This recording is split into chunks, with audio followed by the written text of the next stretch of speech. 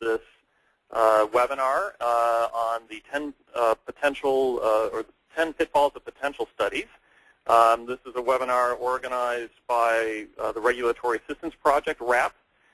RAP is a nonprofit organization funded through foundations like the Energy Foundation and Climate Works Foundation, as well as government agencies like the U.S. Department of Energy, in order to provide policy and technical assistance to policymakers and regulators. This is the 9th in the series of webinars that RAP has organized with the generous support of the Energy Foundation to help Energy Foundation grantees, regulatory staff, and others across the U.S. become better informed on a variety of key efficiency-related topics. We have a very interesting presentation to share with you today, which we hope you will find useful. Before we get into it, however, I just wanted to walk through a few quick logistical or administrative items. First, because there is a fair number of folks on the phone, we're going to have everybody muted other than the speakers, but we do want to invite you to ask questions as the presentation is going, or even if you just want to wait to the question and answer time during that time as well. To ask a question, on your kind of control panel for the GoToWebinar, there is a place to type a question in. Please go ahead and put it there. We will do our best to get to all of the questions, but if for some reason we're not able to, the speakers have indicated a willingness to follow up on calls or emails that you might have. Second item, the webinar is being recorded for posterity's sake. And the recording and copies of the presentation will be available on RAP's website at www.raponline.org shortly after it is concluded, so that anyone can go back and listen to it if you're so inclined. I also want to note that after the presentations are done, we will be sending evaluation forms, or a link rather to an evaluation form that's going to be very short and easy to complete. We very much appreciate the feedback we've gotten thus far on these and would encourage you to provide feedback on this one as well.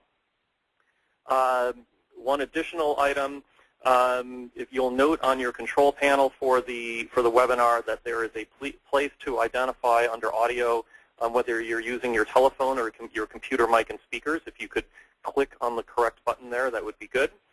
And then lastly, just note that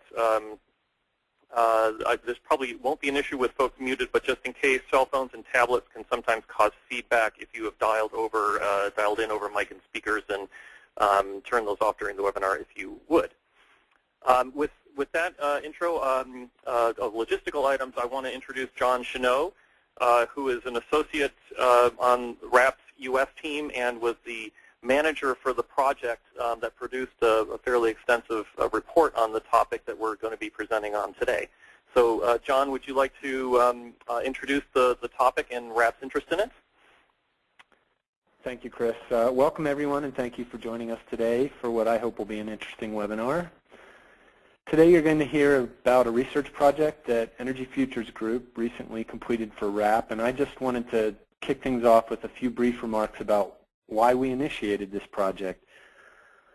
As you probably know, every year electric and gas utilities in the U.S. invest several $billions of ratepayer money in energy efficiency. And one consequence of this is that utilities across the country are routinely submitting energy efficiency program plans for review and approval by utility commissions, and intervening parties are just as routinely weighing in on those plans. The amount of ratepayer investment in energy efficiency and the specific programs offered by each utility are in many cases decided in whole, or at least in part, based on the results of a potential study, by which I mean an assessment of how much energy can be saved in a particular jurisdiction or service territory now and in the future through the deployment of cost-effective efficiency measures. So these potential studies can be a crucial component of investment decisions that affect millions of dollars, sometimes tens of millions of dollars, in each and every case. In addition, these studies are in and of themselves complex, time-consuming, and expensive undertakings. there's truly big money at stake here. At RAP, we've often heard from various stakeholders that a particular potential study was flawed and was subsequently used as the basis for a, I'll call it a suboptimal decision about energy efficiency program plans. This opinion may sometimes reflect nothing more than the disappointment of one party with the Commission's decision, but we do believe that in many cases the opinion is warranted. And we eventually became convinced, thanks in large part to one such critic of potential studies, that the challenge of getting them right is universal and it's important. However, we didn't see the need to produce yet another manual on how to do potential studies. Rather, this debate prompted our interest in looking specifically at the question of where do some potential studies go wrong. So about a year ago, RAP asked Energy Futures Group to give us a proposal for a research project that would answer this question. We saw a need for a paper that identified some of the most common and most significant methodological shortcomings of potential studies, and our goal is to help all the parties in energy efficiency cases understand how things can go wrong in this potential study and what to do about it. Ultimately, we hope to see not just better potential studies, but better decisions about energy efficiency investment plans. Lastly, I want to be clear that we chose not to address the question of when it is appropriate to do a potential study. This project assumes that that bridge was already crossed. And we're not specifically advocating in this paper, this project, for changes in policies that might promote efficiency. Again, we're simply assuming that for whatever reason, a potential study is about to be done or has already been done, and now we want to get the best possible use out of it and the most accurate possible results. So with that context in mind, I'm really looking forward to today's webinar, and I'm going to hand the microphone back to Chris Neme. All right, thanks, John, for that context. It's very helpful. We're going to jump in quick. I'll just note that the presentation is going to be made by Glenn Reed and Chris Kramer in a kind of tag team approach, both with Energy Futures Group. Glenn is one of the principals and co-founders of our organization, and Chris is a consultant within the organization. They are the two co-authors of the full report. So we will kick it off with Chris Kramer. Great, thank you. Let's see, Deb, I guess you need to switch the presentation over to me. I have handed it over to you, Chris. Oh, great. Okay, so can you all see my slides now? Not yet. No. Right now. I just came up with show my screen. Should tell me if you can see it in just a minute.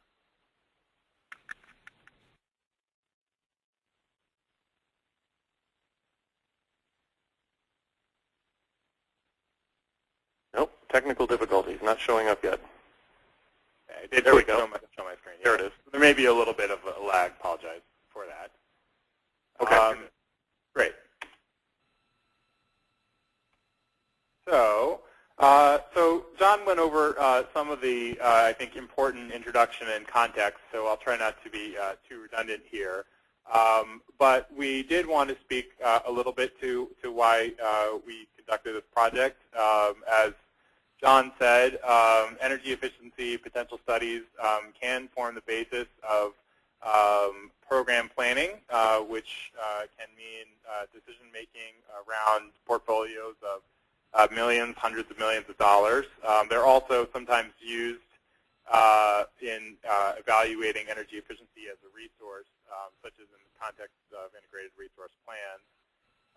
And you know, they are themselves expensive and time-consuming to conduct, and they require resources such as staffing and getting all of the stakeholders together and those kinds of things. And so, given the investments that are required, we felt that it was important to point out some of the key pitfalls that can sometimes take place in conducting a potential study and try to avoid those up front.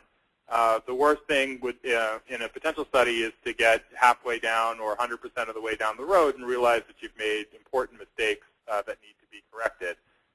Sometimes you do get there and need to look back and reinterpret the results. So we've also focused somewhat on helping analysts and other stakeholders do that in the case of potential studies in which there are problems embedded, but there can be some reinterpretation possible. One of the things that we found that ran across the potential studies that we looked at, and we looked at about roughly, say, 25 for purposes of this study, and certainly have seen a bunch of others through professional experience, is that potential studies are often kind of imbued with this false sense of precision. So, there are projections made about, savings over time, can be, multi-year up to 10, 20, maybe even 30-year periods.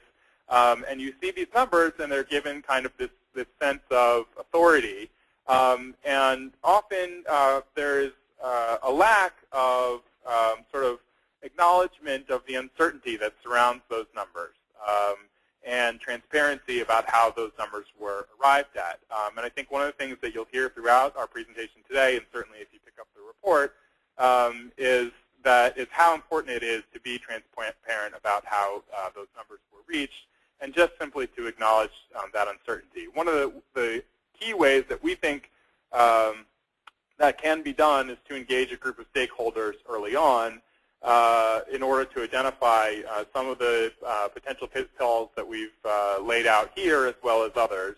And then simply to be transparent about your methodologies, your inputs, and your assumptions. So in terms of the value of this report, and I should be clear, there actually is both an executive summary.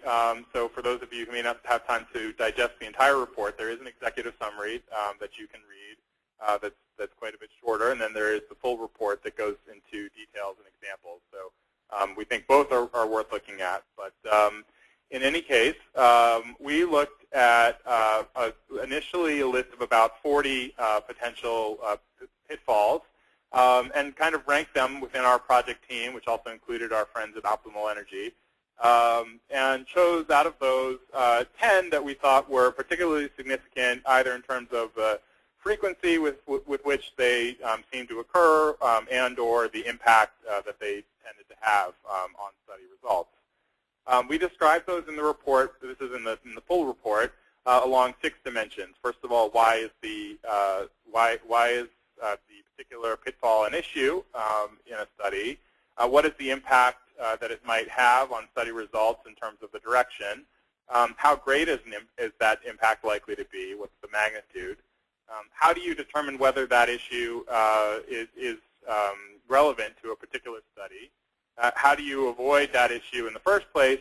And then to the extent that you're looking at completed studies in which the issue is embedded, how do you potentially reinterpret those results if possible? There are a few key themes. I've mentioned some of these already, but it is that we found throughout this whole project and all of the studies that we looked at. It's important to identify potential pitfalls early in the process for all the reasons that I previously laid out. We think it's important to spell out in writing the methods and the inputs and the assumptions that you'll be using. And that can be done in the RFP, or at a minimum, we think it should be done in the scope of work. And ideally, although I don't mention it here on the slide, we feel like in many cases it's appropriate to develop those with the input of key stakeholders. And then finally, as I've said, just simply ensure transparency with respect to the inputs, methods, and uncertainties. I can't tell you how many studies we looked at where it was not clear exactly how the authors, the analysts, had arrived at the projections they had made. So it's really critical in evaluating the results that are presented that there is a full accounting of how those results were reached. Now I will turn it over to Glenn to present the first 5 issues.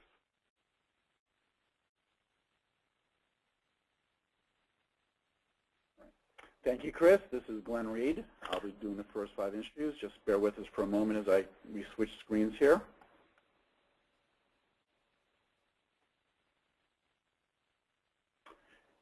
Can everybody see my screen? Yes. Oh, Glenn, I apologize. I didn't list the first. I didn't actually list out the 10. So I don't want to go ahead and do that. I'll just do that quickly. Thank you, Chris. Just to set stage and set a context for what's coming, I'll be handling the first 5 pitfalls. Chris will be doing the next 5. We'll just go through these very quickly. The first one will be defining achievable savings relative to the very definitions and flavors that achievable in fact has. We'll talk about different policy and constraints and considerations that need to be taken into account when undertaking potential studies given the regulatory environment that these studies are undertaken. We'll talk about the real challenges in modeling program participation over a 10, 15, 20-year or even longer time frame.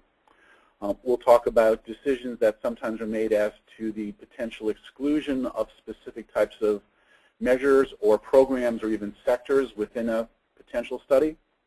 We'll talk about how to use codes and standards to inform potential studies, as well as to help establish technology baselines to determine the savings that are yielded from the measures that are part of the potential study. We'll talk about the issues of using utility sales forecasts as baselines for calibration purposes, particularly for the C&I sector, where a top-down approach is often used to generate savings estimates for C&I as well as for industrial sector savings too. Very often, potential studies are done in parallel or as part of a larger integrated resource plan process and IRP process, and we'll talk about the need to ensure consistency to the extent possible, which is sometimes a challenge given the timing because they're not always done in parallel with IRP activities. There are a number of different approaches to cost-effectiveness screening, and we'll talk specifically about the differences and considerations needed to be dealt with in applying the total resource cost and societal cost tests. The last 2 issues will be focused on the inclusion of non-energy impacts, and finally, the challenges in forecasting net savings, specifically here making a distinction between gross and net savings. Not only is it hard to measure net and net to gross, retrospectively, the challenge is only compounded as we move forward trying to project net savings, again, within a 10, 15, 20-year or longer time frame. So moving forward to the first one, defining achievable savings. For those of us who I guess we'll say have had the pleasure of being involved in potential studies for at this point, considerably over 2 decades. In the past, the focus, had been somewhat more on technical and economic potential. I'm not going to go into too much detail onto the specific distinctions between each of these different layers of potential studies. Technical, is effectively the ability to change out all opportunities within a given jurisdiction, service territory, and state, kind of a magic wand effect to measure the maximum savings that would likely be available given current and potentially projected technologies.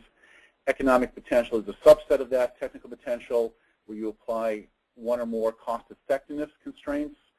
And that gets us down to achievable potential, which is the main point of this particular issue. Program potential, which is also noted here, is sometimes put forward as a subset of achievable potential. As John noted earlier, potential studies continue to be done and are continuing to be used to inform utilities, stakeholders, and regulators on how tens of millions, hundreds of millions, and nationwide potentially over time, billions of dollars are to be spent on energy efficiency activities. And the attempt of achievable potential results is to define that larger subset of cost-effective economic potential, which can in fact be achieved through the implementation of programs.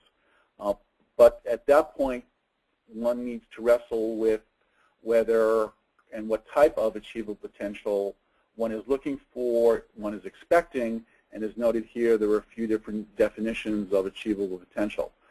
Maximum achievable, which is sometimes used, considers a environment where there are no constraints on budget or other types of activities that could be undertaken by a program administrator. A potential subset of that is program achievable, where certain constraints are being imposed upon budgets, incentives, and other program administrator activities, and those may include specific budget limits as well as incentive limits. While one could assume in a maximum achievable potential situation incentives approaching 100% and measure cost, most programs function at some percentage less than 100%, with the possible exception of low-income programs and sometimes municipal sector programs. It's important to note that while limitations in terms of program activity for achievable potential may in fact include both budget and incentive limits, given prior regulatory direction, given legislative direction, given discussions among stakeholders as to maximum budget amounts, it's also important to realize that there are other non-monetary factors which can ultimately affect the level of achievable savings that can be garnered through program achievable activities, including the specific type of program design and implementation model being pursued. For example, increasingly programs have been moving from customer-oriented rebates, a downstream model, particularly in the residential sector, to upstream models, most notably in lighting programs, and that's been fairly widely implemented, across jurisdictions for several years. Those upstream models are moving increasingly into other technologies and sectors, including HVAC for both the residential and C&I sector. Those types of program design considerations, independent of budget amounts and incentive amounts, can also affect the level of achievable potential that can be garnered. It's important to note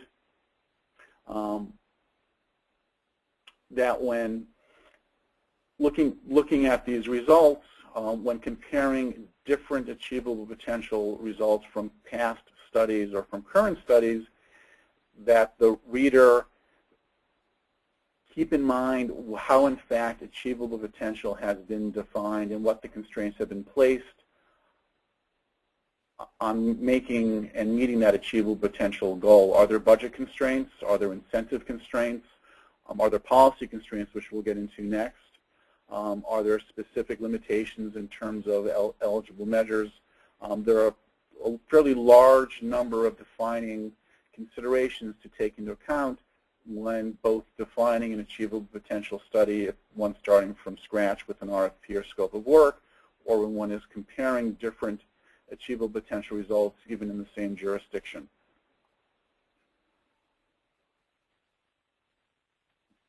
Moving forward to policy considerations. These studies, potential studies, are not undertaken in a regulatory vacuum. In many cases, they're in fact being required or requested by regulators. Given that the regulatory environment in a given state or jurisdiction will vary, it's important for those who are undertaking potential studies, as well as those who are interpreting the results of an existing potential study, to clearly keep in mind what those policy constraints and considerations are in developing a potential study results. And we bullet here a number of key considerations that should be thought through up front as part of the process in designing a potential study, and similarly when reviewing the results of a study, one should consider whether and how these specific issues were dealt with within defining the scope of work for the potential study. Sector equity. If our only concern was to maximize savings within the context of the potential study, one could direct all funds to high-performance T8s.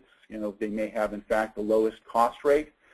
Clearly, though, that a program only serving the non-residential sector is likely not to meet regulatory muster. Some jurisdictions have very clear requirements as to sector equity, with some basically saying that the amount of money being expended within a sector have to follow the proportion of revenues being collected from that sector. Similarly, in some jurisdictions, low-income programs have similar specific regulatory requirements as to the minimum level of revenues for efficiency programs that are dedicated to the low-income sector. And in fact, the definition of low-income sector should also be considered ahead of time and as part of any ongoing study. Depending upon the jurisdiction, it may be set at some percentage of median income. It may be based upon a utility rate code classification. It would be important to be clear as to what, in fact, is the low-income population if, in fact, there are sector equity issues having to do with low-income funding. Screening test and methodology. There are a number of cost-effectiveness tests which are used, while the total resource cost and societal cost tests are the most common tests. There are still a number of jurisdictions that require the ratepayer impact test and the program administrator or utility cost test to be run. We'll talk about some of the distinctions further on about what to include and not to include within a TRC and societal cost test, but clearly defining what test has to be run is a key consideration, as going from technical to economic potential will be heavily influenced by the tests used and the specifics of how that test is run. When applying cost-effectiveness screening, depending upon the jurisdiction, some jurisdictions define these requirements, some do not, and if not, it will be important for the stakeholders involved in defining the scope of work for a potential study and for those reviewing the study after the fact to understand whether cost-effectiveness tests were applied at the measure, at the program, at the sector, or at the portfolio level. In some jurisdictions, individual measures can in fact fail cost-effectiveness if the program passes, and in some jurisdictions, cost-effectiveness only need be applied at the sector or even portfolio level. Typically, it's more at the program level, but there certainly are a number of jurisdictions where individual measures are not required to pass cost-effectiveness, but that determination should be made clearly up front and should also be communicated in the subsequent reporting of the results. Fuel switching is a potentially controversial policy issue. It should be acknowledged and addressed within any proposed scope of work that is undertaken for a potential study. And similarly, it should be clear when presenting the results whether fuel switching was or was not considered as a legitimate opportunity to pursue within the context of the potential study. Similarly, for the non-residential sector in particular, the inclusion of combined heat and power should be dealt with up front. Combined heat and power projects can have a very large impact on the relative economics and savings being presented for the non-residential sector. In developing program-level budgets and considering program implementation designs, if a potential study is being done for electric-only program administrators or for gas-only program administrators, nonetheless, consideration should be given moving forward whether electric or gas programs are in fact going to function in a vacuum over the 5, 10, 15, 20 years that a potential study is looking at.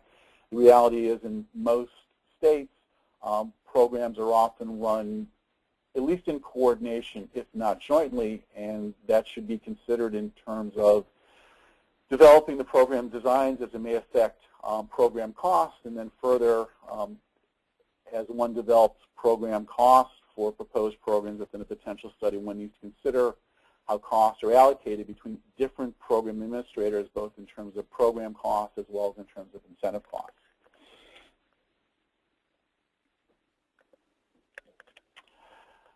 One of the greatest challenges in undertaking potential studies is predicting the level of program participation as one goes from the economic potential to the achievable potential.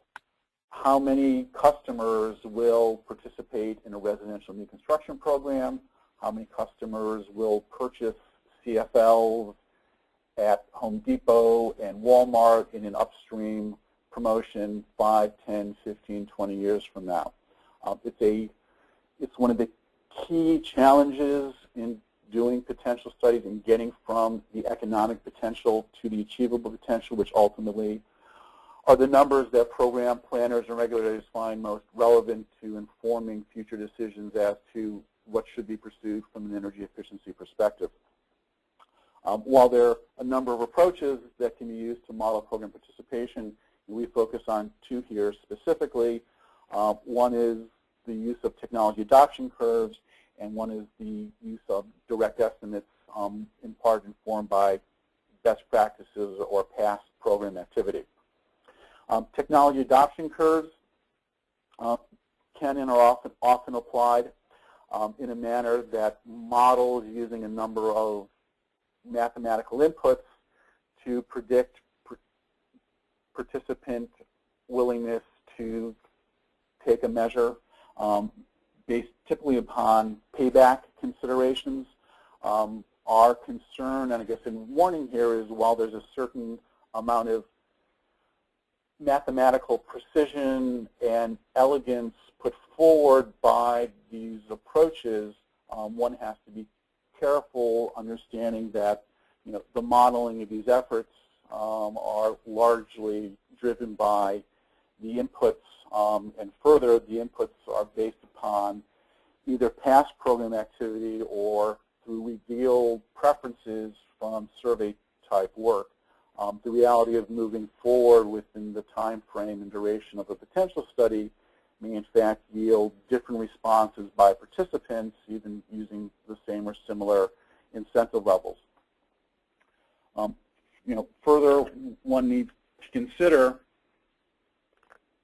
that there are other factors beyond just payback that affect customer willingness to participate in the program and to move forward with the purchase or installation of a particular measure, technology, or practice, and these decisions are not entirely driven by economics alone. As noted, there are different program designs, particularly as one moves upstream. In some cases, the customer is in fact even unaware of their participation in a program, and clearly marketing and other support activities can have a large impact on participant and measure uptake. As noted, these modeling activities are typically based upon past retrospective practices, and there is a clear challenge in moving them forward. Ideally, one should, to the extent possible, attempt to calibrate the model results against actual program activity. It's further worth noting that potential studies can have, as many of you are aware, hundreds of discrete measures. We do not have payback analyses in terms of customer uptake rates on anywhere near that number of measures.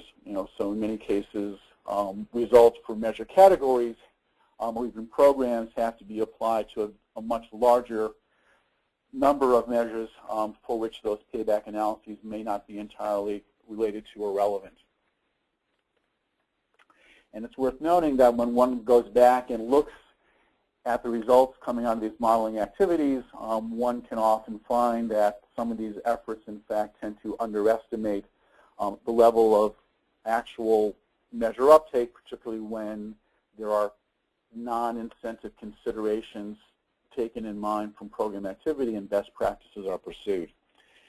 As an alternative to modeling program participation, some of those who undertake potential studies use, for lack of a better term, best judgment as to what likely program participation will be. And these best judgments are informed by a broader understanding of past and current program activity. There's clearly a subjective component to this, particularly as one takes past and current program activity and attempts to project it moving forward over the multi-year time frame that's involved in potential studies. But nonetheless, even when using program modeling efforts, very often one has to step back and take a look at the results and apply some expert judgment as part of the calibration process. So there's very often some level of subjectivity both in applying direct estimates and even in applying the modeling of program participation rates. It's important to note, that both of these efforts are going to generate results which need to be carefully detailed, particularly for the modeling of program participation. One has to avoid, just at all costs, putting forward a black box to which stakeholders and future readers are not able to fully understand how participation was modeled. And even for those studies where direct estimates are undertaken, there should be some clear explanation as to how the direct estimates were at least informed by moving forward, in terms of whether they were informed by participation within the jurisdiction of interest or whether a wider net was cast and best practices and participation rates in other jurisdictions, other service territories were considered.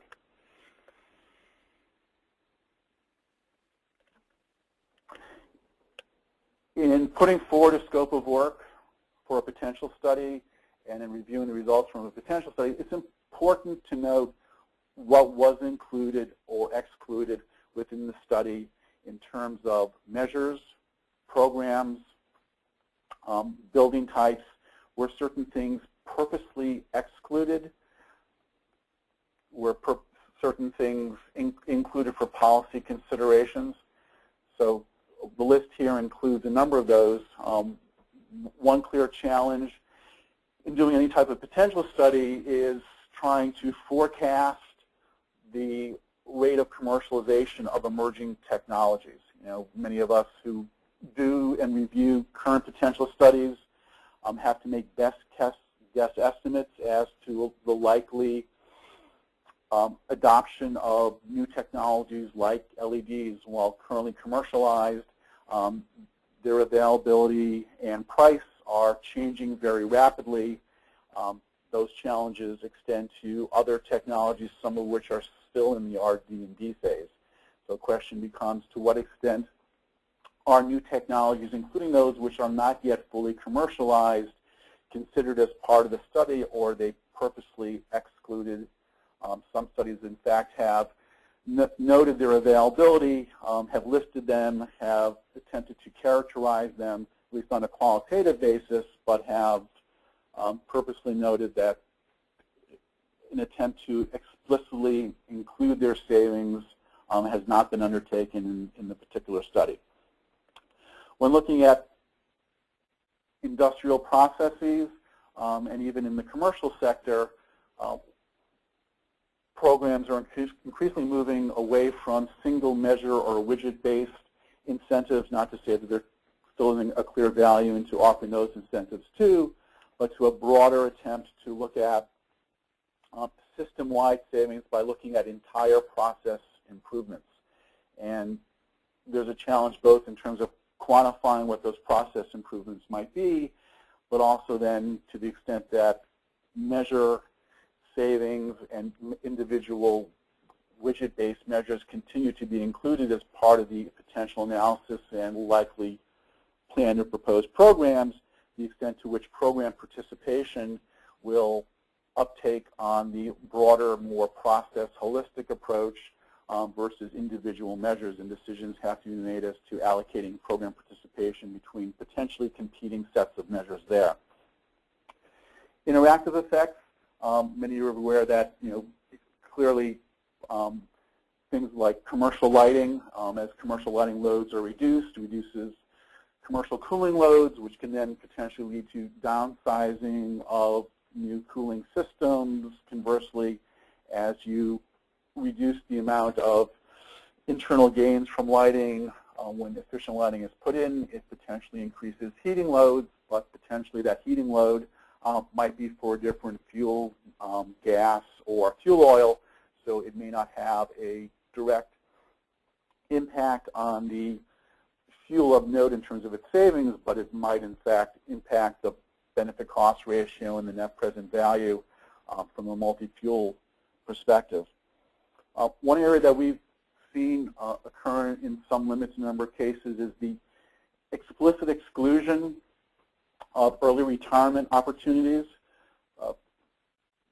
the focus on these studies has been on replacement at failure and on new construction.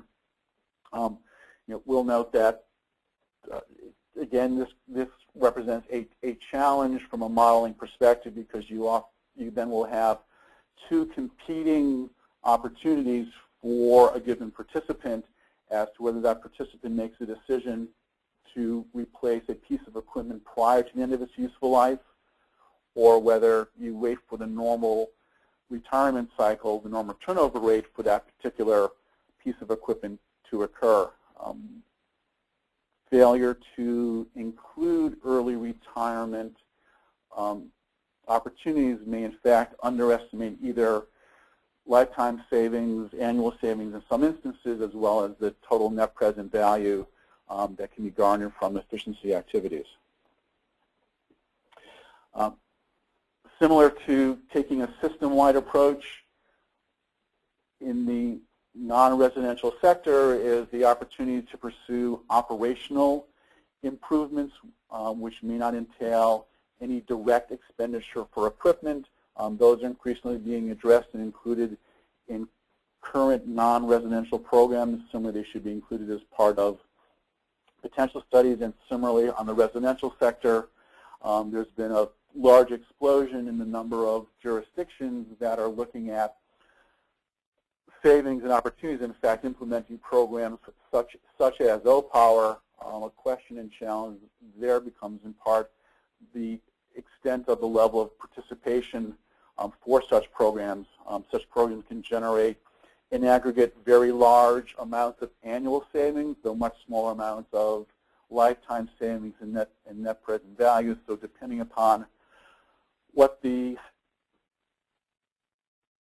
key objectives are of the study, driven in part possibly by policy considerations, one may need to consider how best to integrate behavioral type savings, which again generate large annual savings but lower lifetime savings and net benefits. All right. Combined heat and power and fuel efficiency we've already talked about. Demand response also needs to be considered as to whether it should be included as part of a potential study. Some potential studies only look at efficiency opportunities, while others do include demand response. That needs to be clearly acknowledged up front. Some screenings are done looking at average savings of measures and fail to consider that for some subset of participants, their costs or more likely savings may be different than that of an average participant. It takes some additional effort to characterize those, though that should be noted as to whether all measure screening is done on an average basis. And finally, in a small number of jurisdictions, California being most noticeable, codes and standards support activities by program administrators can result in quantifiable savings that can be claimed by those PAs. Thought needs to be given as to whether codes and standard support activities should or should not be included as part of a potential study. I'll just pass over quickly this table. A little detailed, a little dense for this discussion, but this shows for a potential study done in Vermont several years ago what happens when you include or exclude early retirement as opposed to just looking at replacement at failure in terms of the impact on savings and net benefits.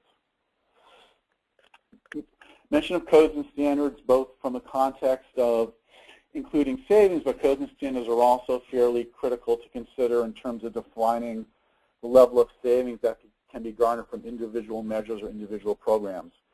Codes and standards, this bullet refers to, set the minimum requirement for buildings and measures, and maybe a better phrase here is inform the minimum requirements and may establish the minimum requirements.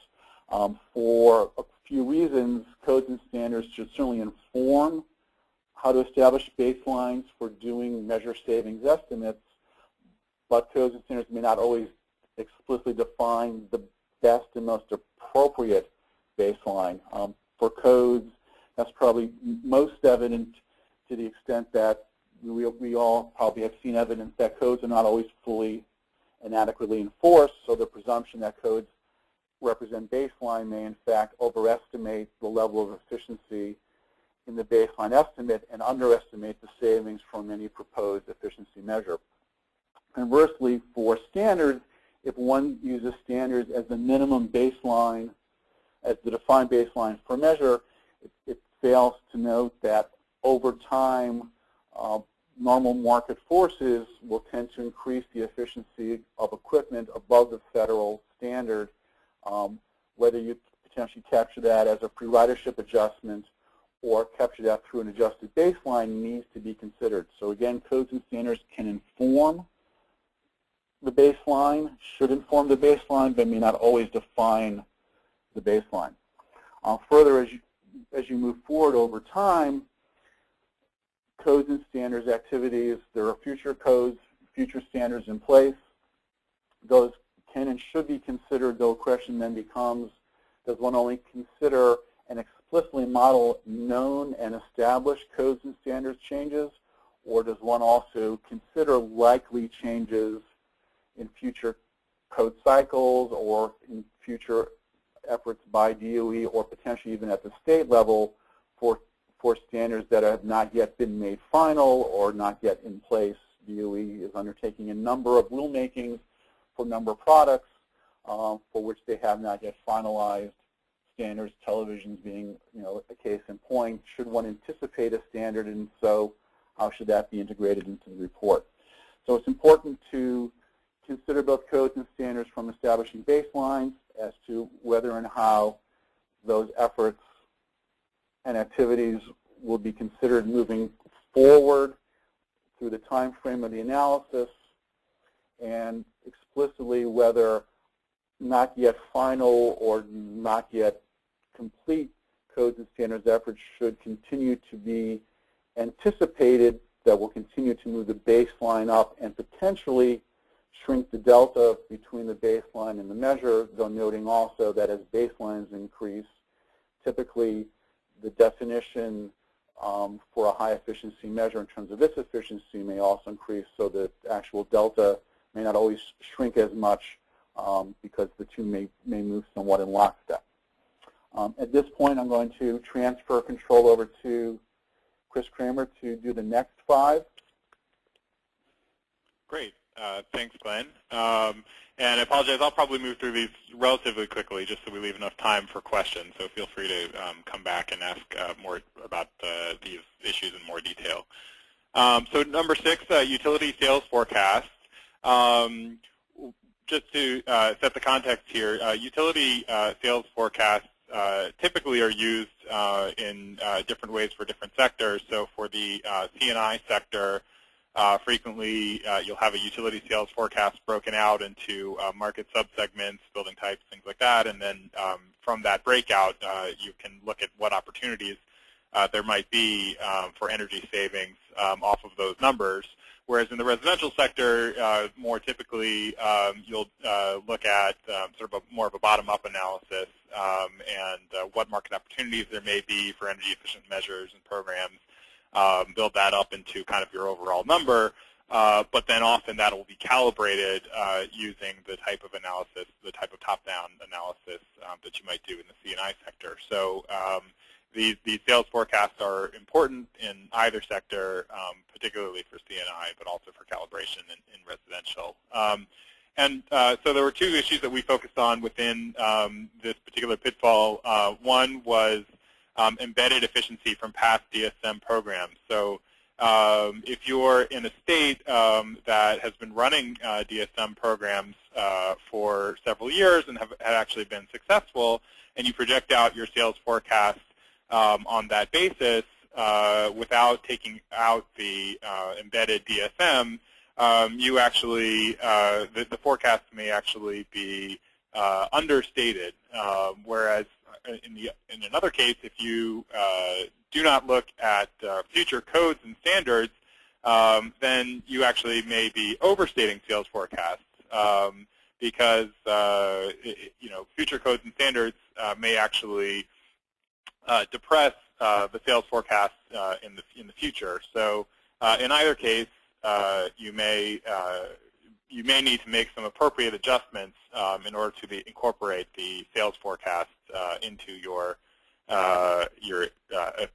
savings potential analysis. Let's see here.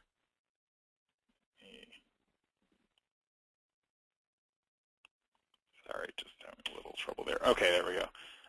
So consistency with the integrated resource plan. Integrated resource plans evaluate various resources to meet energy efficiency, to meet energy demand needs in the future, and energy efficiency is one of those resources, potentially. So energy efficiency potential studies are sometimes incorporated into those integrated resource plans to evaluate what the potential is to meet a portion of those resources using energy efficiency programs and sometimes also naturally occurring energy efficiency. It's important that if you're evaluating energy efficiency up against these other supply-side resources, that the inputs and assumptions that you use in your analysis of the potential for energy efficiency or these other supply-side resources to meet energy and peak demand forecasts, that those inputs and assumptions are consistent across your analysis. Those inputs and assumptions might include things like fuel prices, which can go into your calculation of avoided costs. If you may be looking at inflation rates across both analyses. You may be looking at discount rates. There are a whole list of others as well. But the key point is that energy efficiency should be considered on an equal footing with these other supply-side resources. And to the extent possible, adjustments should be made such that if the inputs and assumptions are not the same across the analysis, they're brought in line with each other. In some cases, that may not be possible. For example, the energy efficiency potential study may not be conducted in conjunction with the rest of the IRP, and so it's possible that the best you can do is simply to note where there are inconsistencies. But this, again, goes back to our theme of transparency, that if it's not possible to literally use the same inputs and assumptions, at a minimum, you should note the assumptions that have been used and where there are any differences in the evaluation across the two.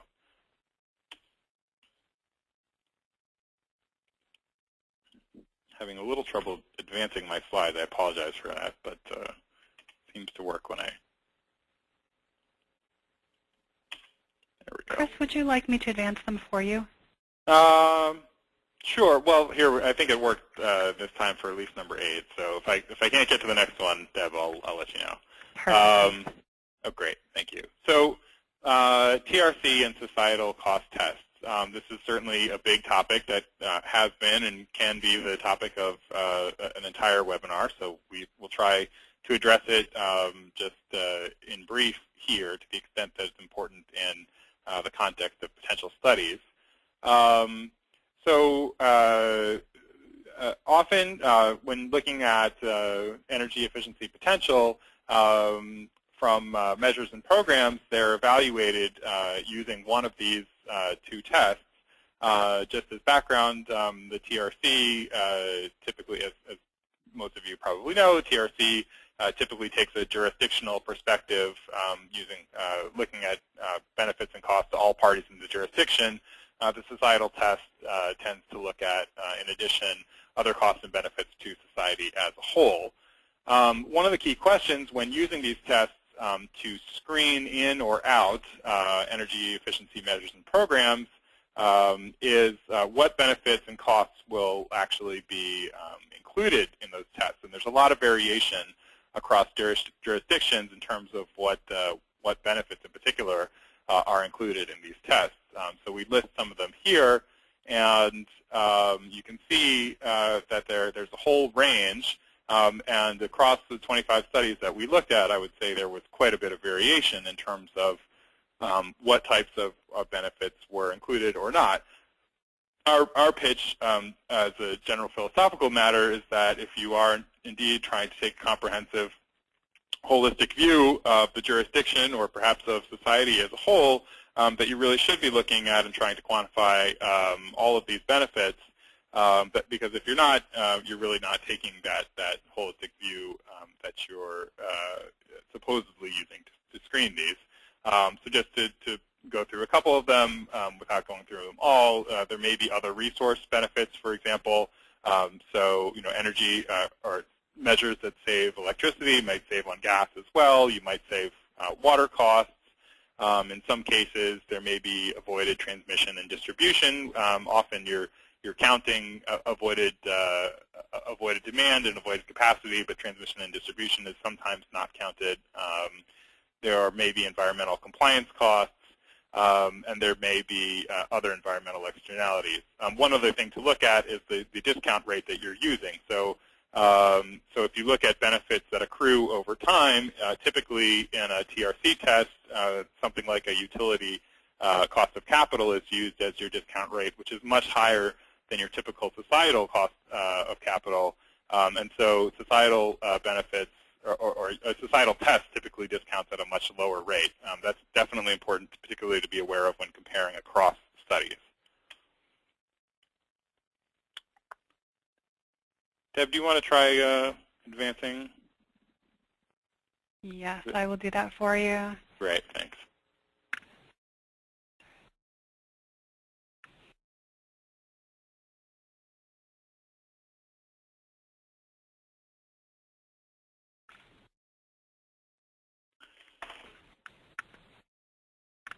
Great. Okay, so non-energy impacts.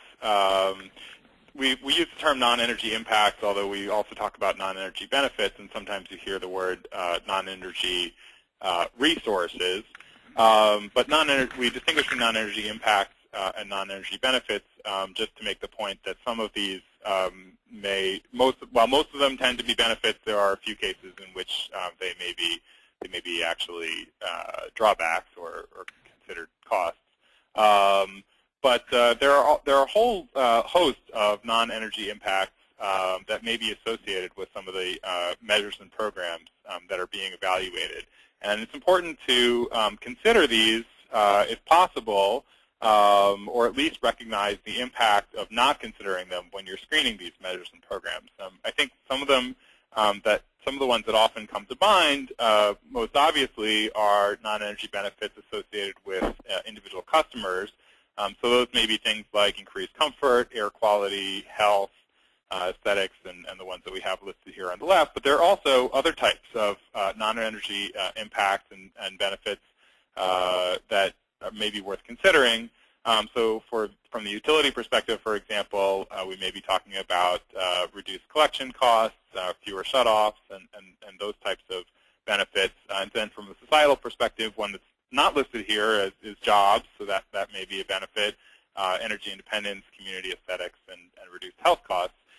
The point here is that there are a whole range of these benefits that are, something other than just resource benefits that may accrue from the measures and programs that you're exploring and evaluating. And they are, as I said, at least worth considering what the impact would be. Unfortunately, they're not really quantified in most jurisdictions.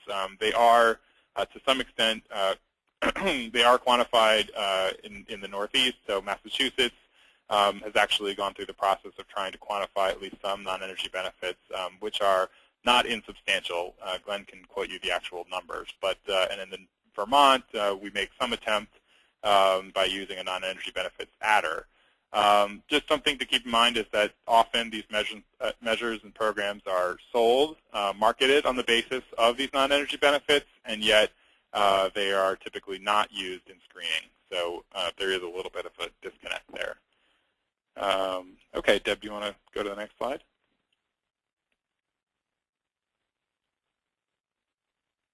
Great. And finally, forecasting net savings. So what do we mean when we talk about net savings?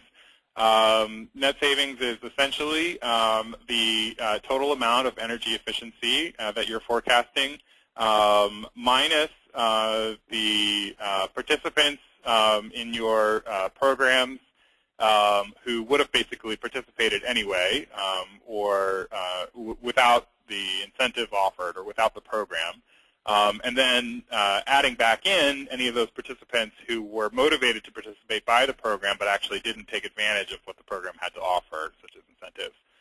So that ends up being, as we've listed here, gross savings minus free ridership plus spillover.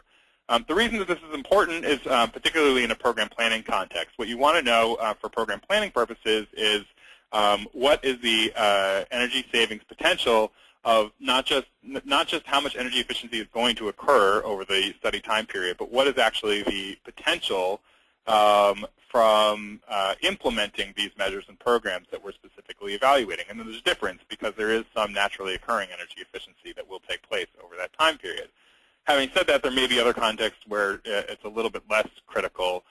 So for example, if you're just looking at how will energy efficiency stack up as a resource as compared to other supply-side benefits, you know, it may not be as critical because there you really just need to look at energy savings versus other supply-side resource needs. And then there are maybe some jurisdictions where they've actually pre-established gross savings goals, and obviously it is important for the potential study to track the goals that have been established by the jurisdiction, although it may be worth having a broader discussion in a jurisdiction like that as to whether net savings goals might or might not be more appropriate. Next slide, Deb.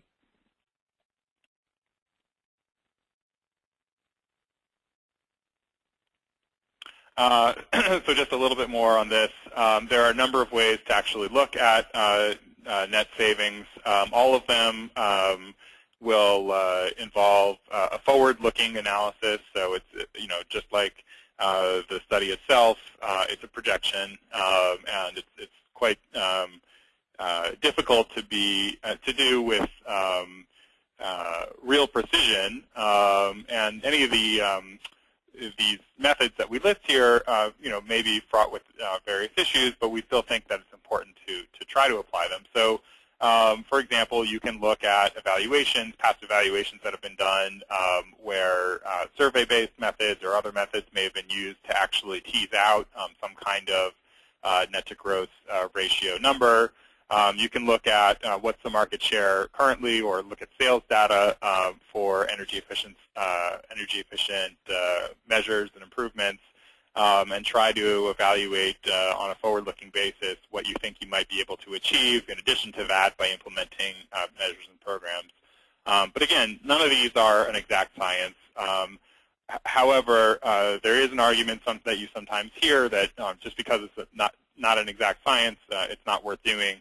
And we argue that, again, for program planning purposes in particular, if you're really trying to look to evaluate what is the energy efficiency potential, then you should apply your best estimate and use best practices to really see what your programs, your measures in your programs will actually achieve. So that's a quick overview of the last 5 issues, and let me turn it back to Glenn to discuss some of the themes that emerged out of our research. Deb, if you could transfer control to me, or unless you want to keep control, we could do it that way too. We seem to be experiencing a bit of a lag, so I will continue if that's all right with you. Fine. All right. Great. So I'm going to go through the next few concluding slides fairly quickly to allow us to have some time to do some Q&A. As I believe made clear from this discussion, and from those of you who may have had a chance to take a look at the executive summary, not the full report, the devil is clearly in the details for undertaking a potential study. There are a lot of details to be considered, and it's important that decisions as to those details be made upfront to the extent possible, and that they be clearly documented, that the entire process be transparent to the full extent possible. We who have been involved in both doing these studies and reviewing the work of others,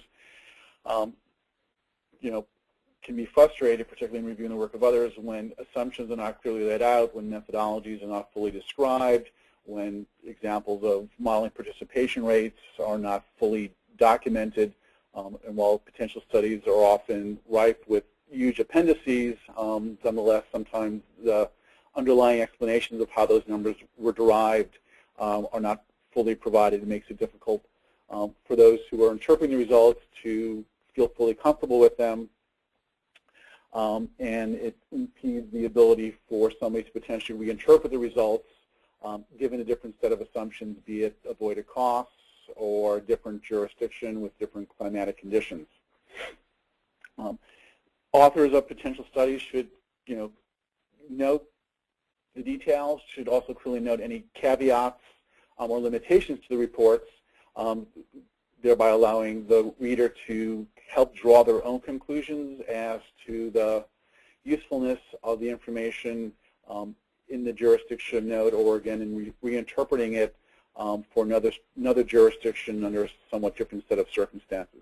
If we could go to the next slide.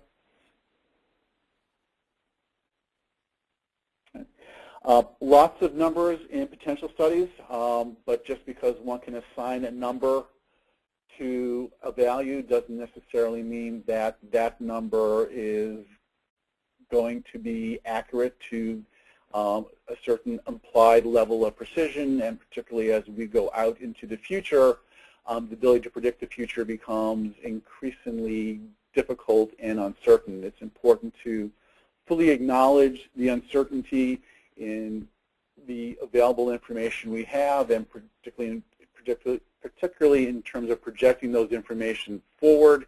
We list a number of key areas in particular where the ability to model something and generate results does not necessarily mean that over the time frame of the potential study that those numbers, in and of themselves will be accurate and do not have underlying uncertainty.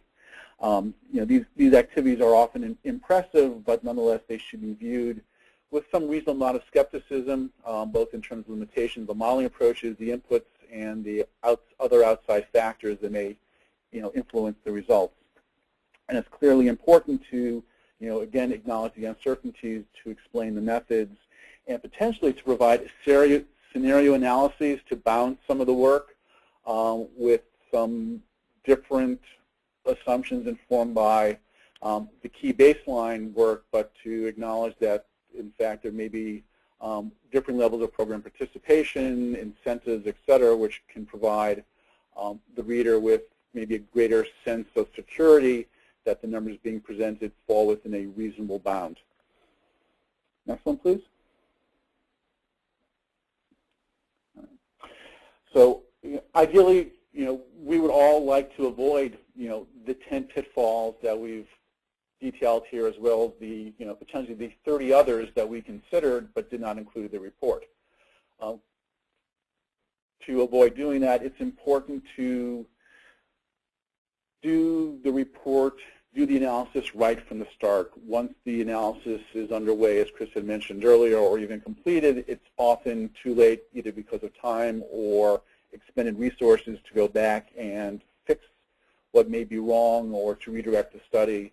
So it's clearly important to have stakeholders involved early in the process, at the RFP process if at all possible, clearly in defining the final scope of work for the potential study contractor, and step through all of these issues and other related issues to make certain that all of the stakeholders are clear as to what expectations are, review any regulatory direction, any legislative mandates that need to be considered in undertaking these studies.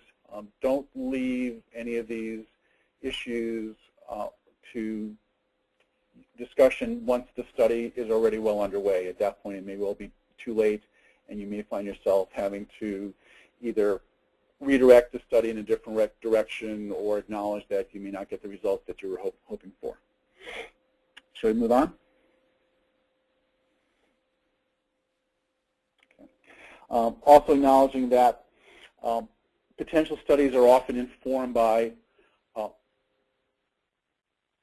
data sources that are sometimes outside of the control of the parties doing the work. Avoided costs, for example, are often presented as a given, and depending upon the vintage of the avoided costs, they may not be fully relevant to the potential study being undertaken. We're all aware that the cost for natural gas has fallen fairly significantly, and for those parts of the country with large amounts of natural gas-fired generation, avoided costs for electricity may in fact be very different now moving forward than what may have presumed 3 or 4 years ago. And other considerations need to be undertaken in terms of integrating outside information, including utility sales forecasts, as we talked about before. You need to consider how these inputs have been included and to what extent changes in these inputs may ultimately affect the results that are generated from a potential study, and if there's any way to potentially adjust for them after the fact without having to go back and redo an entire avoided cost analysis. And to the extent possible, even if it's only qualitative, one should acknowledge the potential impacts on uncertainties embedded by bringing in outside information. Next slide. So, we've pointed out a whole host of issues, concerns, pitfalls, and for those of us who've reviewed these studies, undertaken these studies, my guess is few of the studies that have been completed to date, fully, completely address every one of these as well as one might hope in a perfect world. As a result, it can be at times a challenge to compare the results from one study to the next, certainly across jurisdictions, but even within, the same jurisdiction over time, different contractors doing a potential study in the same state or for the same utility. One has to be very careful comparing results, given the input assumptions, given the modeling approaches, given changes in regulatory direction. So just because one jurisdiction achieves, 2.3% savings relative to sales in year 5 doesn't necessarily mean that that same number is appropriate and applicable to another jurisdiction or even moving forward in the subsequent study for the same jurisdiction. It's important to note all these caveats, and I guess at this point we will open up the Mr. Neme, I guess you will be handling the questions. I will. So first, thank you everybody on the phone for bearing with us on some minor technical difficulties. We didn't have them when we did our dry run a couple of days ago, or even 15 minutes before the webinar started. But we made it through, hopefully, without causing too much confusion. We have several questions that have come in, and I'll encourage others as the speakers are addressing these initial questions to add any more if you are so inclined. The first was a question about adjusting utility load forecasts, and the question is, I'm not sure I understand why you would adjust the forecast upward for embedded efficiency. So, Chris, I think that was one of the topics that you took. Do you want to try to take that on?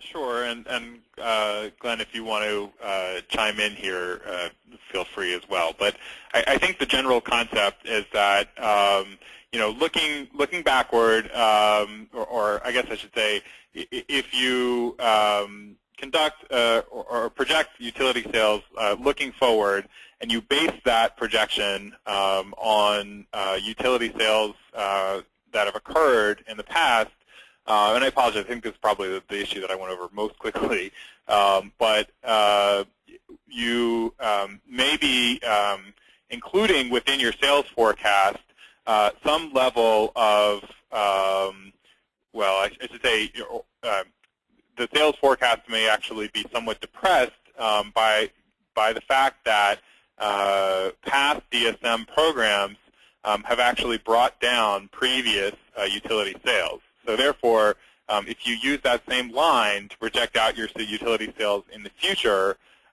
you may actually, in a way, you could think of it as kind of double counting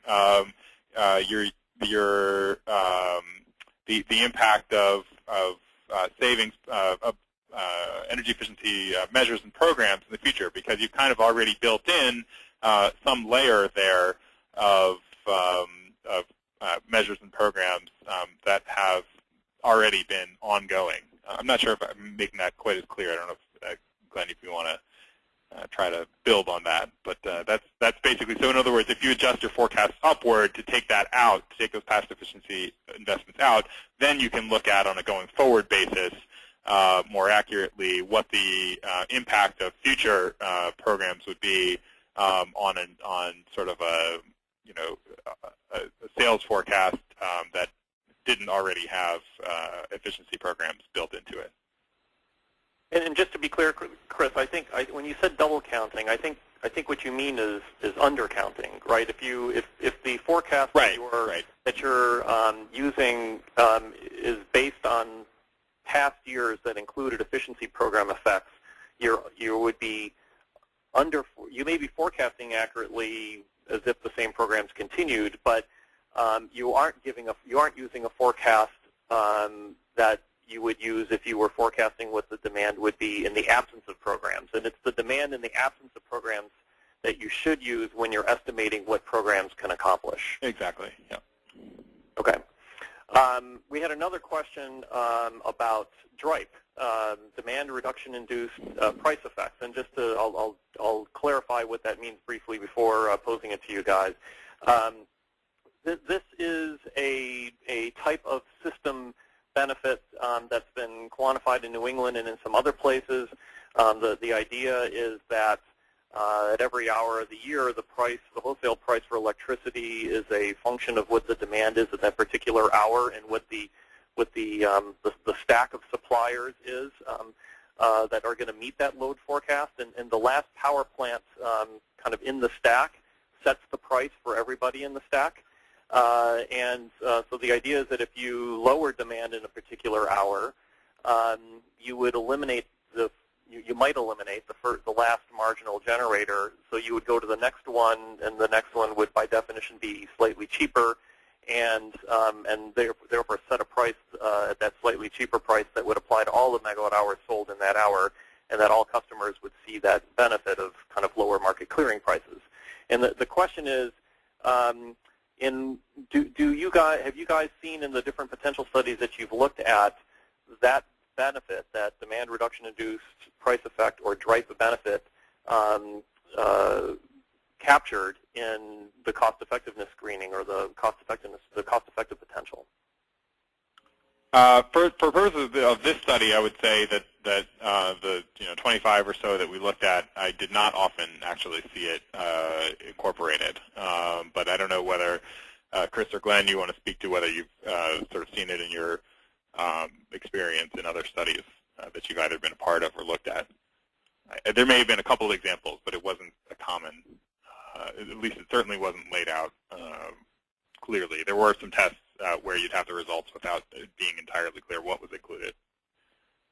I've seen DRIPE included in current cost effectiveness screening in a number of New England jurisdictions, but I can't say I've actually seen it included as part of any recent potential studies being done. So I would say no.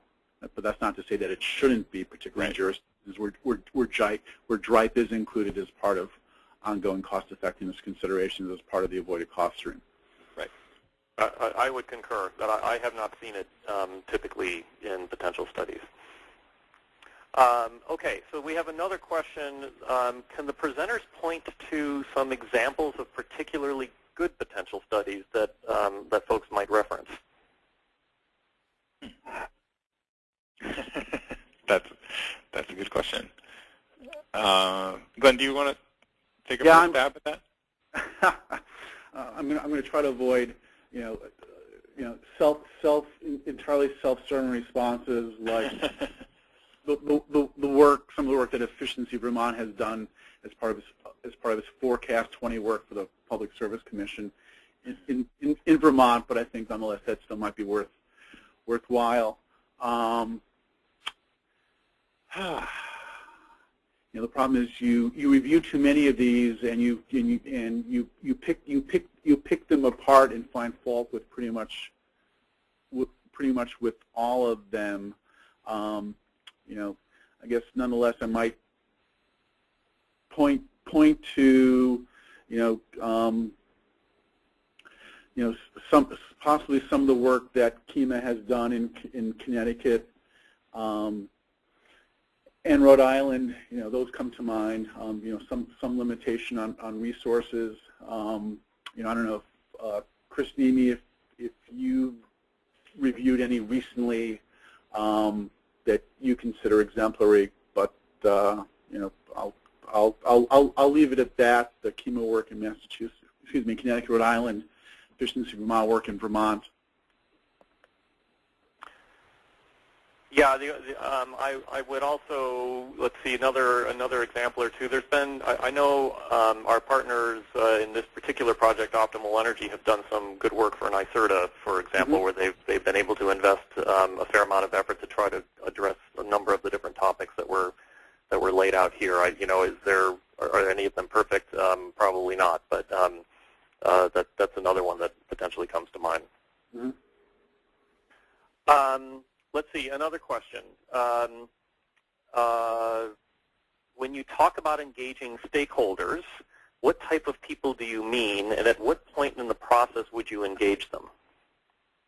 I'd like to take a first crack at that. To the second part, as early as possible. I'll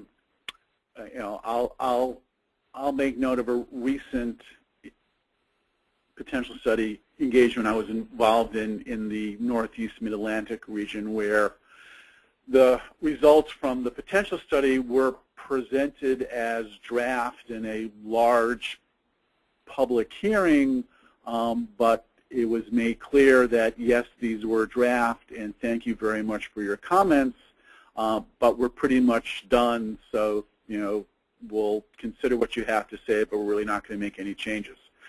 That's obviously too late.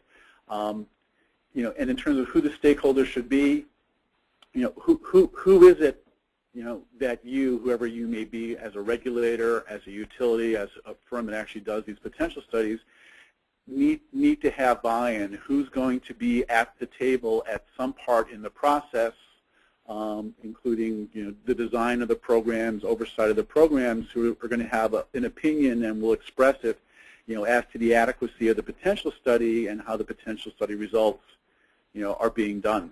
So in addition to regulators and the program administrators themselves, particularly in states which have, active stakeholder processes, collaborative processes, I would say, extend the net fairly wide to, allow pretty much any and all interested parties to have a seat at the table, in terms of making certain that the potential study scope of work is well defined and well understood, and that there are not any surprises, late in the process at which, key voices may take considerable exception to.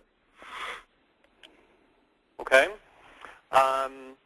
Another question. How can the technical potential analysis, or I suppose probably the questioner meant the economic potential analysis, account for declining costs of measures over the period due to economies of scale or improved production techniques, or other things that might lead measures, probably particularly emerging technologies, to either improve in performance or improve in terms of their cost effectiveness over time? I'll start with that one too. Interesting question, because it depends in part on the, there's a couple of components to that. One, whether or not the screening methodology, in fact, can deal with declining prices. I have encountered, a number of potential studies where the screening tool being used by the vendor, was unable to adjust prices over time to account for declining savings, and similarly was unable to adjust savings over time to address the issues of changing baselines and high efficiency measure definitions. So you had that challenge to begin with. Can, in fact, the screening tool that's being used to develop the savings and potential estimates actually allow you to change key inputs over time? That also goes to things like codes and standards too. Then the question becomes, how do you, in fact, develop those estimates? In some cases, for example, for lighting, one can turn to some DOE documents where they do forecasts of, for example, LED prices over time. I believe that Navigant does price forecasts as part of the work for the Energy Information Agency for the modeling that they do, so that's another source.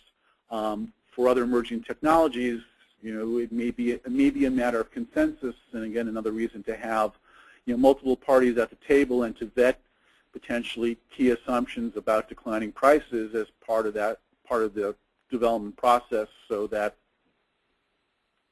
individuals and organizations have the opportunity to comment sooner rather than later on those types of inputs. Great, thanks. So another question is, have any potential studies included the impact of changes in future rate structures, such as increasing block rates?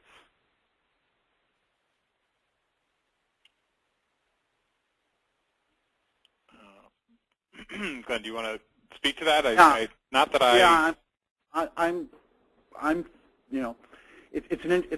I'm not aware, of any potential study which, for example, considers how changes in rates might affect changes in payback, which might affect changes in customer participation. I'm not sure if that's necessarily what the question is getting at, but just more generally, I'll say no. And I'll ask Chris Neme if he's aware of any such. I'm not, but I think perhaps the question is coming from the perspective that an efficiency potential study, we normally think of them as an assessment of what a utility or non-utility administrator of efficiency programs might be able to accomplish over time.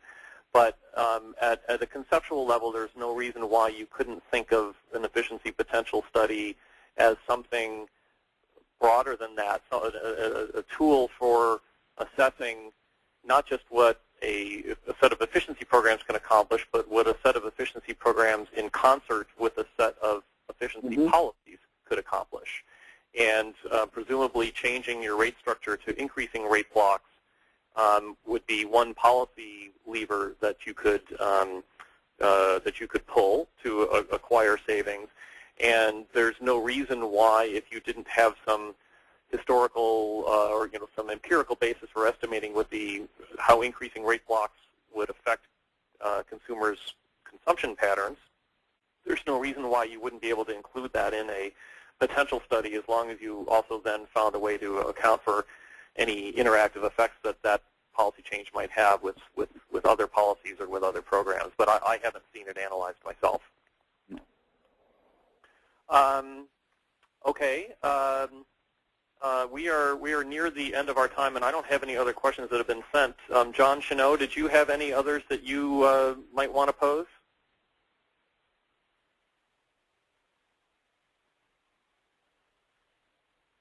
Oh, perhaps not. Okay.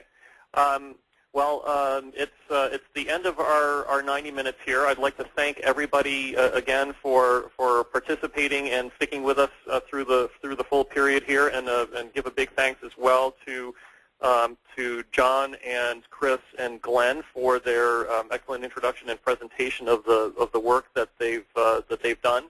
That full body of work, I believe, can be accessed shortly, if not already, on RAP's website. And just as a reminder, we will be sending you a link to an evaluation that should take just a minute or two to complete, and would very much appreciate it if you would complete that. And at this point, we will conclude the webinar, and Deb, you can stop the recording. Thanks so much, everybody, and we'll look forward to you at the next one.